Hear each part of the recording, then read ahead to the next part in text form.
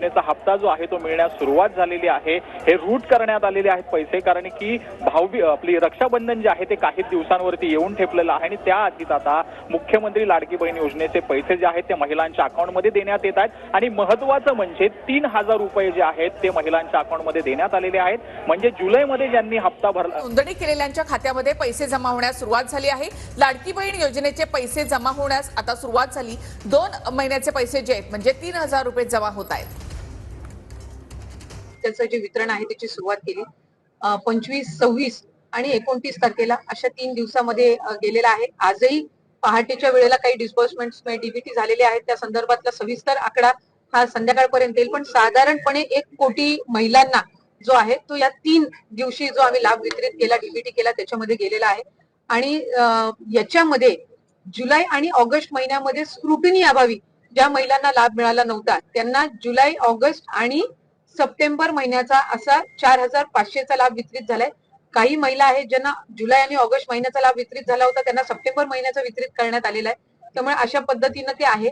अजूनही अनेक महिला अशा आहेत ज्यांचा आधार सीडिंग झालेला नाहीये आणि म्हणून त्या पात्र असून सुद्धा आधार सीडिंग न झाल्यामुळे त्यांना लाभ मिळत नाहीये।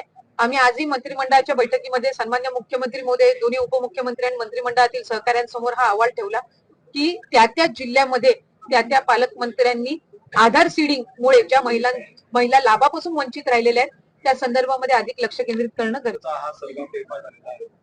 हे साधारणपणे काल प्रशासनाच्या, स्थानिक प्रशासनाच्या रात्री हे निदर्शनास आले की मुख्यमंत्री माझी लाडकी बहीण या योजनेअंतर्गत एका व्यक्तीने जवळपास 37-38 अर्ज वेगवेगळे आधार कार्ड जे असतील, वेगवेगळ्या ज्या इतर शासकीय योजना आहेत जशी रोजगार हमी योजना असेल, इतर काही योजनांसाठी जे आधार कार्ड आणि फॉर्म्स असतात त्याच्यातून त्यांनी लाडक्या बहिणीचे अर्ज भरून आधार कार्ड आणि अकाउंट हे वेगळे आणि नावं महिलांची अशा पद्धतीनं अर्ज भरून त्यांनी घेतलेले होते। काल स्थानिक प्रशासनाच्या ते लक्षात आलं आणि आत्ताही तिथं तहसीलदार आणि इतर सर्व अधिकारी हे गेलेले आहेत। माझं स्वतः जिल्हाधिकाऱ्यांसोबत बोलणं झालं आणि आम्ही त्यांना आदेश दिलेले आहेत की जे हे 37-38 अकाउंट आहेत ते संबंधित बँकेंना संपर्क त्वरित करून त्यांना आदेश द्यावे की हे सगळे अकाउंट त्वरितच सील करण्यात यावे।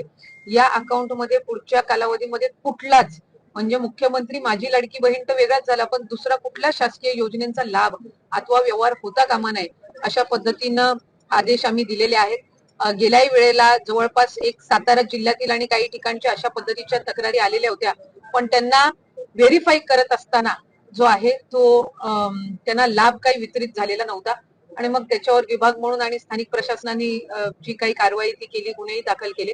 आता ही सदर व्यक्ती आहे, याच्यावरही संबंधित जे स्थानिक प्रशासन आहे ते पोलिसांमध्ये तिथल्या स्थानिक पोलीस स्थानकामध्ये त्या संदर्भामध्ये गुन्हा दाखल करणारच आहेत, पण तत्पूर्वी ताबडतोब त्याचे जे काही 37-38 अकाउंट आहेत हे सील केले जातील आणि त्याच्यामध्ये कुठल्याही पद्धतीचा व्यवहार शासकीय योजनांचा असो अशासकीय योजनांचा हा निश्चितपणाने होऊ दिला जाणार। महिलांची आम्हाला जी प्राथमिक स्वरूपात माहिती मिळाली आहे ती अकाउंट महिलांची नाहीये, नावं जी त्यांनी फॉर्म भरलेले आहेत ते महिलांच्या नावावर त्यांनी या अकाउंट वेगळे आहेत आणि आधार कार्ड वेगळे आहेत, त्याच्यामुळे तशा पद्धतीचं प्रातिनिधिक स्वरूपात आलेलं आहे।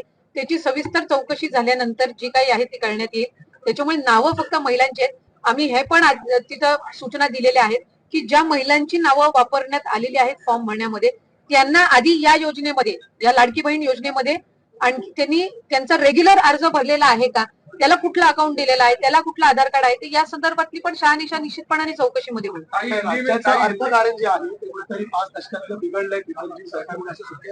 5 दशकातून पहिल्यांदाच जर महिलांना आर्थिकरित्या सक्षम करण्याच्या दृष्टिकोनातून महायुतीच्या सरकारने जर ही योजना आणली असेल तर याचं स्वागतच प्रत्येक स्तरावरून होत आहे। ज्या महिलांना लाभ मिळत आहे ते निश्चितपणाने आनंददायी आहेत। आम्हाला अनेक वेळेला आम्ही प्रत्येक जिल्ह्यामध्ये, गावामध्ये जातो, आज प्रत्येक आठवड्याला इतक्या मोठ्या संख्येने सक्सेस स्टोरीज या योजनेच्या संदर्भातल्या सुद्धा येत आहेत की ज्या ज्या महिलांना लाभ वितरित होत आहे त्यांनी चांगल्या पद्धतीनं काही त्यांचा रोजगार किंवा व्यवसाय छोट्या पद्धतीनं सुरू केलेल्याच सुद्धा अनेक सक्सेस स्टोरीज आहेत।